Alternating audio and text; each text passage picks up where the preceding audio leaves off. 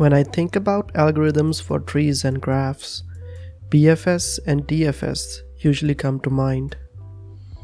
Both of these are common algorithms for graph traversal. From a starting node, BFS explores the graph layer by layer via a queue, whereas DFS goes narrow and deep using a stack. Now there are tons of algorithms for graphs, but the beauty of BFS and DFS are that they are so simple and yet super versatile. Although DFS has its own interesting applications, in this video I want to focus on BFS. First, we'll take a look at a visualization of BFS on a large grid.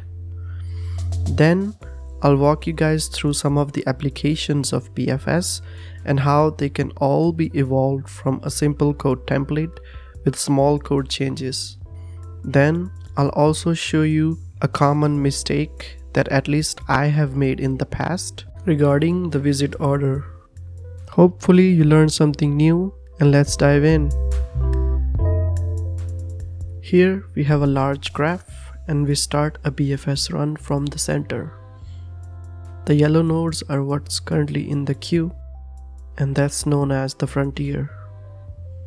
The green nodes are what has already been processed, and the light green node is the node that we are currently working on. In any given BFS run, the nodes which are at a distance of 1 from the starting node are always explored first. Then the nodes which are at a distance of 2, and so on and so forth. Which means that if you look at this graph, the frontier should form a wave that expands from the center, and it should go outwards until the boundary of the graph. This also means that any node that is expanded during the run is on the shortest path from the starting node. Now let's take a look at some code. Here's what the code structure of a simple BFS template looks like. We start by accepting the graph and the starting node as parameters, and at the top of the function, we declare two variables. One is a queue to store all our frontier nodes, and another is a hash set to store all the nodes that we have visited so far. Here we use the deck from the collections module instead of a queue from the queue module, because a deck in Python is made for a single threaded use case, whereas a queue is supposed to be thread safe. Similar to a queue, deck also provides fast inserts and removals on both sides of the list. Next, we add the starting node to the queue and mark it as visited. Then we start our main loop, which runs while the queue has items. And then for each iteration of the loop, we dequeue a node from the front of the list. And then we loop over all the adjacent nodes of the current node, and if that node is not in the visited set, we add it to the queue, and then we also mark it as visited. This ensures that every reachable node from the starting node is visited exactly once. This forms the basic structure of a BFS, but this specific snippet doesn't really produce anything. It just does the traversal, but there's no exit condition or a return value. So let's modify this piece of code and produce something. Here's our first application of BFS. This function accepts another parameter, which is the target node, and during our main loop, it tests whether the current node is equal to the target node. And if it is, it does an early exit by returning true. If there is no such node, or it's not reachable from the starting node, this condition will never be met, and our queue will end up draining completely, which means we will just reach the end of the function and return false. Now let's do a test run. Here I have a graph with two disconnected components, and let's do a run to check if 2 is reachable from 7. We first add our seed node 7 to the queue and to the visited set. And then we start by expanding our seed node. And from here starts our main loop. We start by looking at all the unvisited neighbors of 7 and add them to the queue and also mark them as visited. After we add 1 to the queue and mark it as visited, we will expand it in the next iteration of the loop, followed by adding 0 and 5 to the queue and marking them as visited. And then repeating this process, we expand 5, which will add 2 to the queue and mark 2 as visited. And then we expand 0, which adds 8 to the queue and mark it as visited.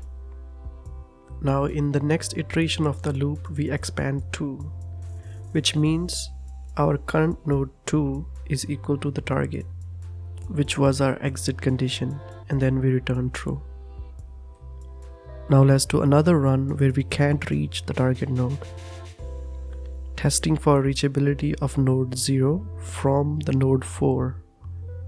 We start by adding 4 to the queue and marking it as visited.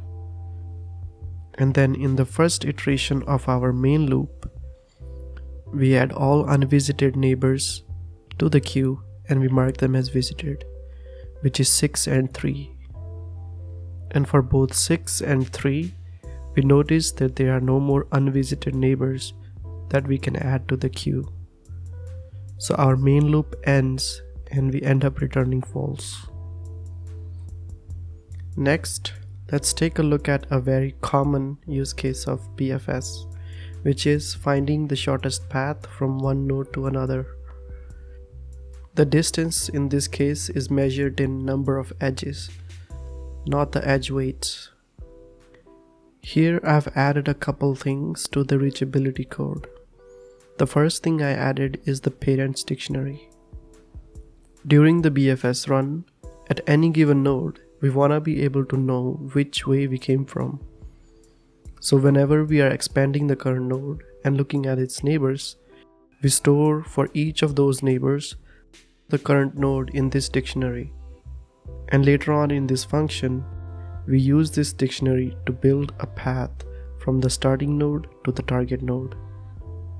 We start by looking at the target node in this dictionary, and if it doesn't exist, it means we never reached it, so there should be no path to it.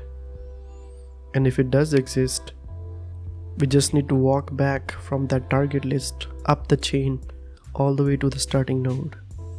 That will give us a path from the target node to the starting node, and then we reverse that path and return that value.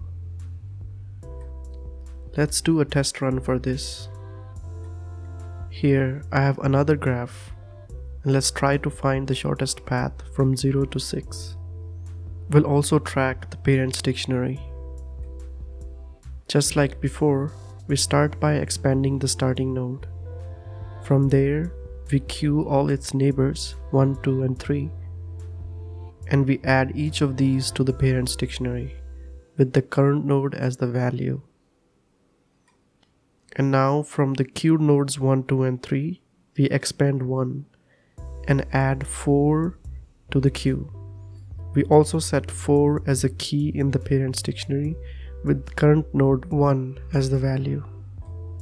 Now we repeat this process for the nodes 2 and 3. For the node 2, we add 7 into the queue and add 7 to the parents dictionary. For node 3, we add 6 and 5 to the queue and add both of them to the dictionary. We continue the main loop until the current node is equal to the target node, which is 6.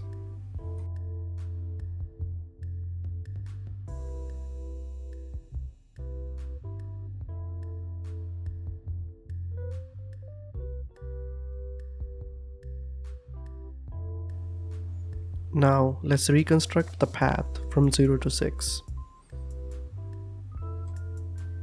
We start by adding target node to a list. Then we add its parent to the list, which is 3 from the dictionary. Then we look at its parent, which is 0 in the dictionary. And we have reached the starting node. Now we reverse this list and we get the shortest path from 0 to 6. Now we can add another layer on top of this, which is to find the shortest path from a single node to all other nodes. And to do that, we actually don't need much code. We just need to get rid of that early exit condition so that the BFS run can span the whole graph. And we need a way to do multiple lookups into that parent's dictionary, so we can look up multiple paths. First, I remove that exit condition, and then I wrap all of this path reconstruction logic into an inner function. So then we can return this inner function and call that returned function with multiple different nodes. And that way we can reconstruct the path to different nodes, all from that same starting node.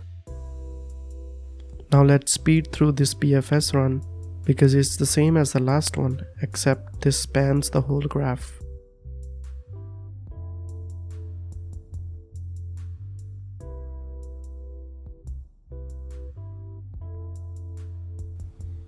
Now we have a fully populated parents dictionary, and we can use our returned function to query shortest paths to multiple nodes.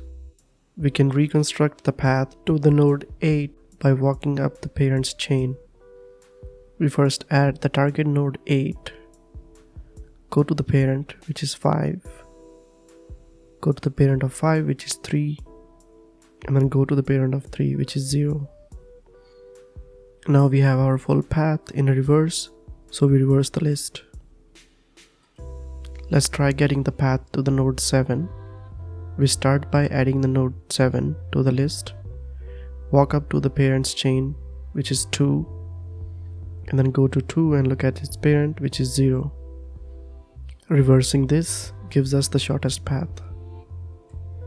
Note that this returned function doesn't handle the value 0. So if you want a path from the starting node to itself, you'll get none. If you want to handle that, you can add another if case in this return function. There is one more use case of BFS that I would like to talk about, and that is the Voronoi diagram, or also known as Voronoi tessellation. Given a set of seed sites, denoted by black dots on this diagram, we want to partition the space into regions such that each region has all of its points closest to a single site. This has uses in all kinds of fields, and in the continuous space there are other efficient algorithms to compute this, such as the Lloyd's algorithm and the Fortune's algorithm. But in the discrete space, we can just use BFS. Let's start with the grid and a set of seed sites. What we need to do is we need to traverse this graph in a way that all the points which are closest to a site, they have the same color. So how can we find all the closest points? Well, we start a BFS run, but instead of starting from a single node, we add all these sites to the queue. And each node of the queue also carries information of which site it belongs to. And we wait until all the cells in the grid are assigned to a site. Our animation is complete, and we get a nice coloring for this graph.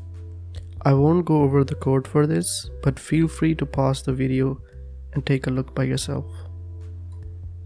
Now let me show you how important it is to know when you're marking the nodes as visited. Here I have the code template that we started with originally, and on the right I have introduced a bug. Instead of adding all unvisited neighbors to the queue and to the visited set, we check if the current node is not in the visited set, we add it, and in the same condition we also queue the neighbors. This may look odd and is probably not even BFS anymore, but if you were only doing the reachability test, this will still work, although it will be a lot more inefficient. I'll show you a quick run of this. Here I have the same graph on both sides, and we'll run both of those versions in parallel. In the correct version, since we only add unvisited neighbors to the queue and to the visited set, We always explore each node once. However, in the buggy version, we are able to queue a single node multiple times from different neighbors, and that leads to a lot more steps in the run. If we speed this up, we can see that the right one is still running, even though the correct version has already completed in 6 steps. So keep an eye on how you in-queue nodes. And that's all I had for you today. Hopefully you learned something new, and thank you for watching.